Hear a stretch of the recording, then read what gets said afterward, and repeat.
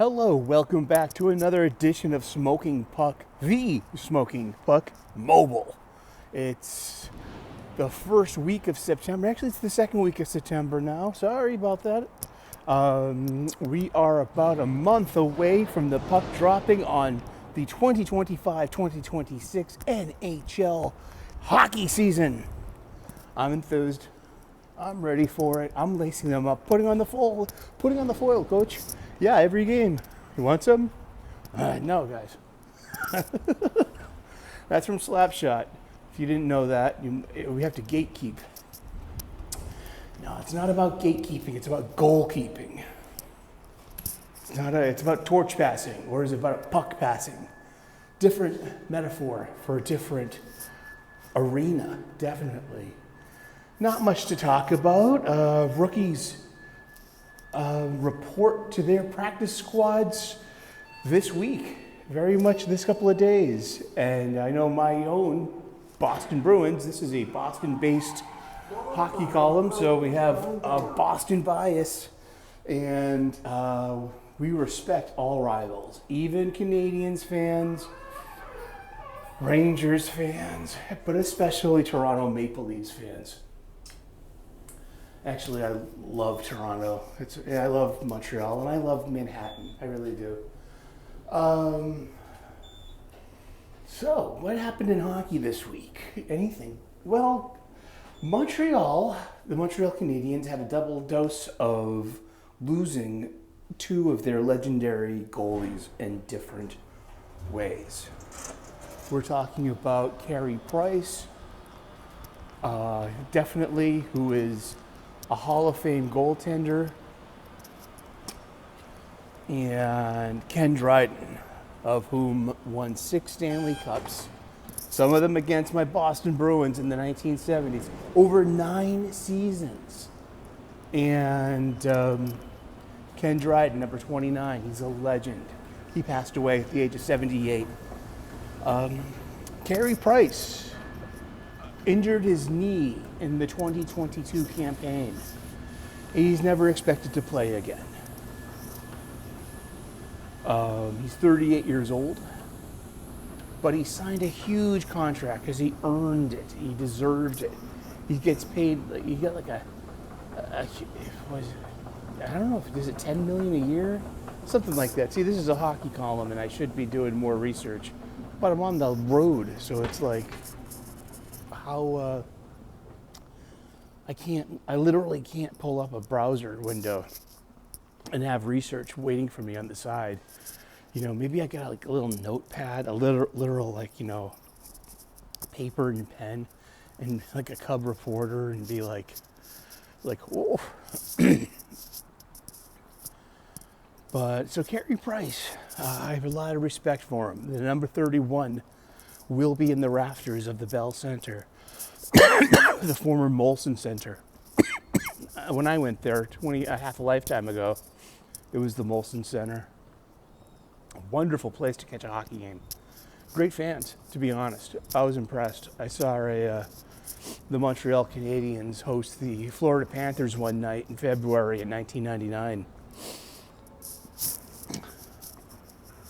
That was a great experience as a hockey fan. It was kind of like, well, using the word Mecca, because Mecca is the religious center of Islam, and you have to make a pilgrimage there once in your lifetime to the Kaaba, which is the the holy center of the Islamic world.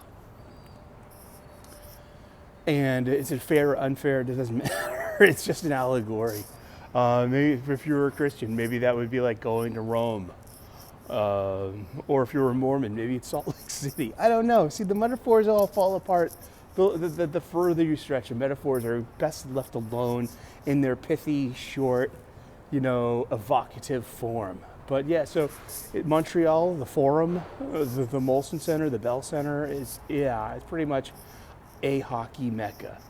Any of the original 6 cities, in my humble opinion. I've only been to 2 of them. I've been to Chicago, and I went to the the United Center, but it was summertime. U2 was playing that night, but it was. I saw the Michael Jordan statue.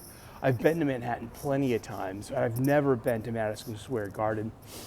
What else? Toronto. I've been to Toronto, and I've walked past the Maple Leaf Gardens, but it was, it's the Air Canada Centre, because all the old classic stadia, stadia is the plural of stadium, have been replaced with modernity, and rightfully so. Modern needs in a way.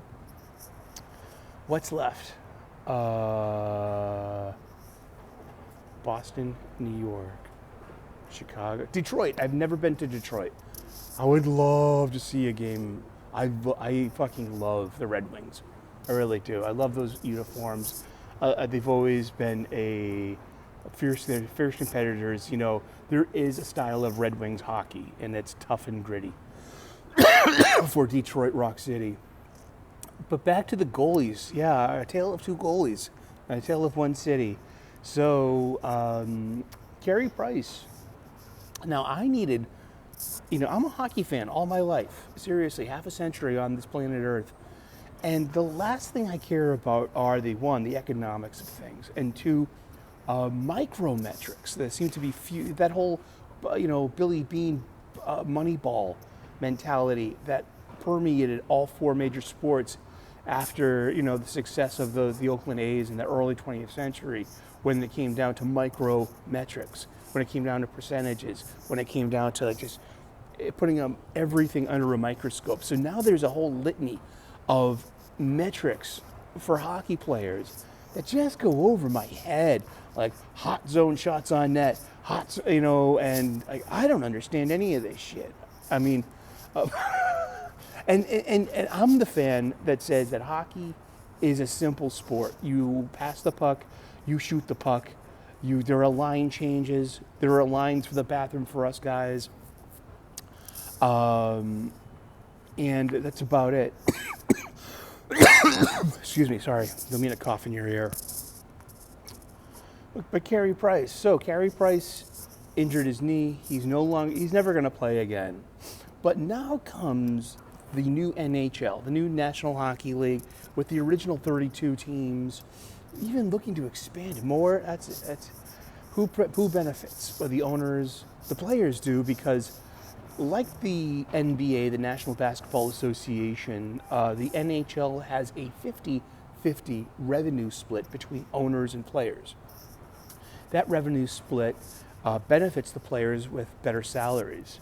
So there's a salary cap. The maximum salary cap for any team, I believe, is $88 to $89 million that they can spend over their 22 to 30 players, whoever's, you dress 20 players, but you also have other players that are, available with two-way contracts on different levels, blah, blah, woof, woof, yakety, schmackety, all down the line.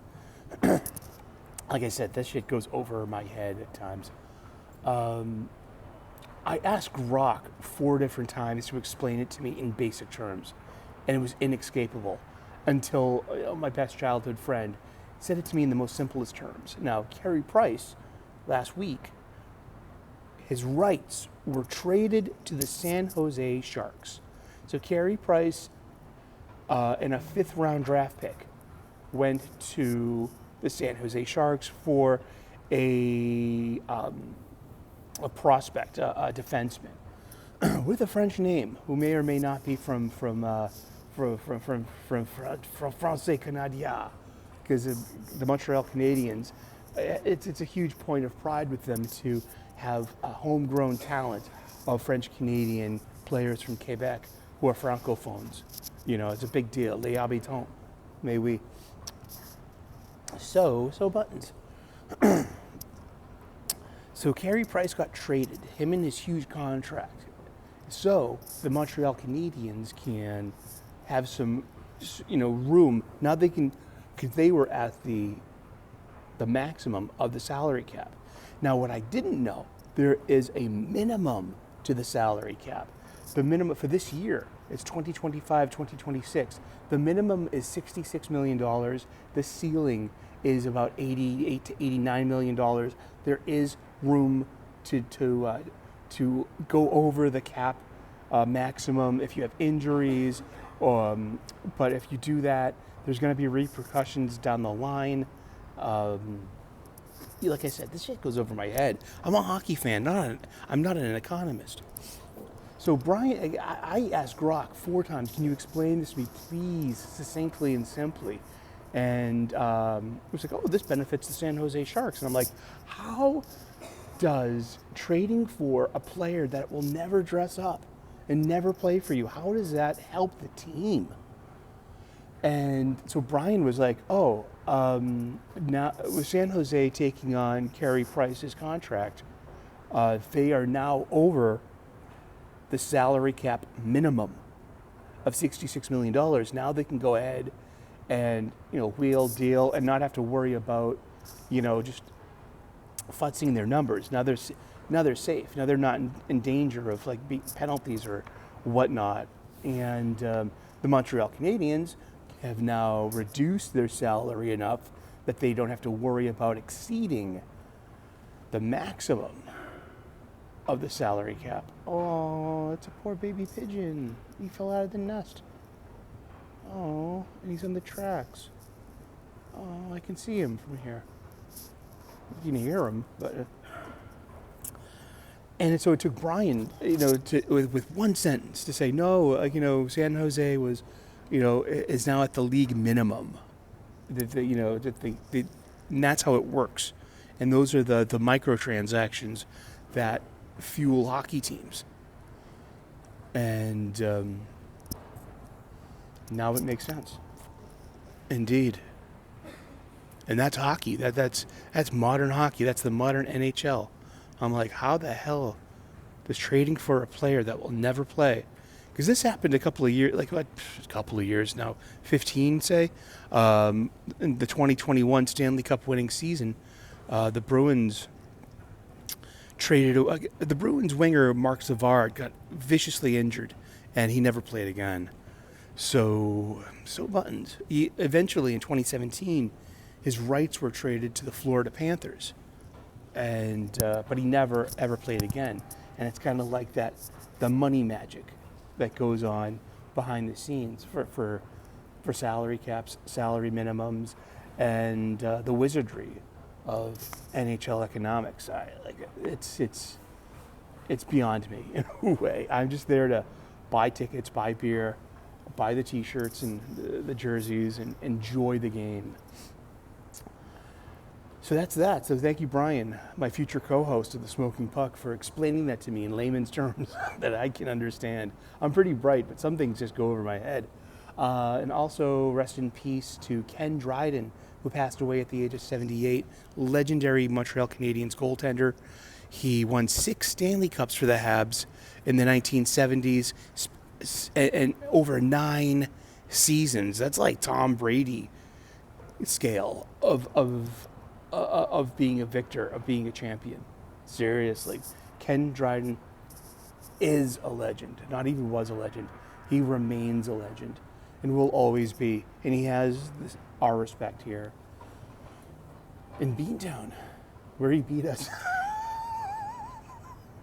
Well, we didn't win a Stanley Cup from 1972 to 2011. I mean, it's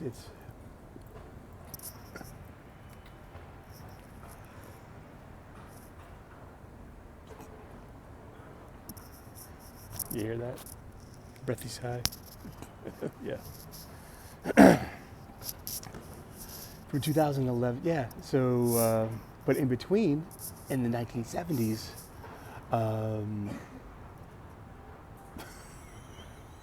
he's just begging to say, for me to say, what's your problem? It's 5 a.m. Who's looking for a scrap? Well, some people, huh? Oh, it's so distracting. So buttons. Yeah, so in the 70s, the Canadiens dominated the NHL. But back then, it was only 12 teams. In 1967, the league... 1966, the league was 6 teams. That's the original 6. In 1967, the league expanded to double their size. And then we've been expanding ever sense.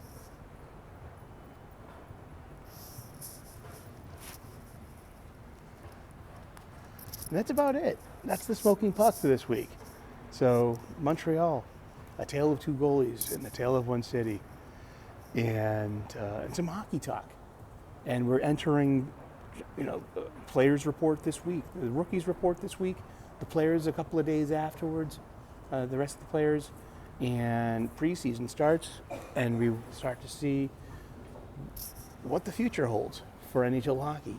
And the puck drops next month. I'm excited. I'm enthused. Well, have a great day. Have a good week. Lace them up. Drop that puck. Put on the foil. Subscribe if you haven't already. Subscribe. And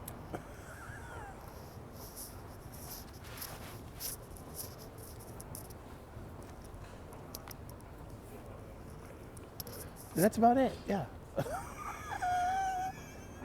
The gratitude list, think about churn, about thinking of in the ability to overthink. And that's about it. Okay, here comes the train. Have a wonderful day. God bless. Namaste. Good luck. And this is the train that I would take to the TD Bank North Garden. You take this train all the way into town. Mind the yellow platform line. Here comes the train. Mind the yellow platform line. You take this train all the way into town. You connect at Park Street Station for the Green Line and go to North Station. There we go. All right, have a great week. See you next week with more Smoking Puck.